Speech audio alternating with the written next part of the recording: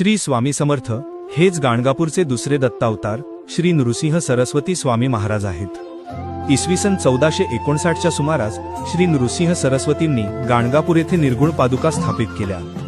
यानंतर ते शैलयात्रेच्या निमित्ताने श्रीशैल्य पर्वताजवळ असलेल्या कर्दळी वनात अदृश्य झाले। या घनदाट हरदळीच्या वनात स्वामींनी सुमारे 300 वर्षे कठोर तपश्चर्या केली। ही तपश्चर्या एवढी तीव्र होती की ते एकाच जागी स्थिर बसून राहिले। दीर्घकाळ एकाच जागी राहिल्यामुळे त्यांच्या देहाभोवती आजूबाजूला झाडे वेली वाढल्या आणि मुंग्यांनी त्यांचे भले मोठे वारुळ तयार केले। स्वामींचा देह या वारुळात पूर्णपणे झाकला गेला होता। एकदा उद्धव नावाचा एक लाकूडतोड्या कर्दळी वनात लाकडे तोडण्यासाठी आला होता। तो तिथली झाडे आणि ते वारुळ तोडून जागा साफ करत होता। लाकडे तोडत असताना नकळतपणे त्याच्या कुऱ्हाडीचा प्रहार त्या वारुळावर बसला।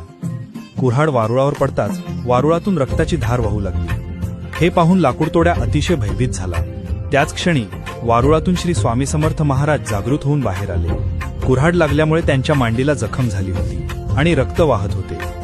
तपस्वी महापुरुषाला आपल्या हातून इजा झाल्याचे पाहून लाकूडतोड्या घाबरला आणि स्वामींच्या पायावर पडून क्षमा मागू लागला। स्वामींनी त्याला तत्काळ क्षमा केली आणि भिऊ नकोस, मी तुझ्या पाठीशी आहे असे अभयदान दिले। या घटनेमुळे स्वामींची दीर्घकाळची तपश्चर्या संपन्न झाली। आता त्यांनी लोकांमध्ये जाऊन भक्तांवर कृपा करण्याचे, त्यांना सन्मार्गाला लावण्याचे आणि लोककल्याणाचे कार्य करण्याचे ठरवले। त्यांनी श्रीशैलम येथून भारतभर भ्रमण केले आणि अनेक ठिकाणी लीला केल्या। शेवटी ते अक्कलकोट नगरीत आले आणि तेथे त्यांनी दीर्घकाळ वास्तव्य केले, ज्यामुळे त्यांना अक्कलकोटचे स्वामी म्हणून ओळख मिळाली।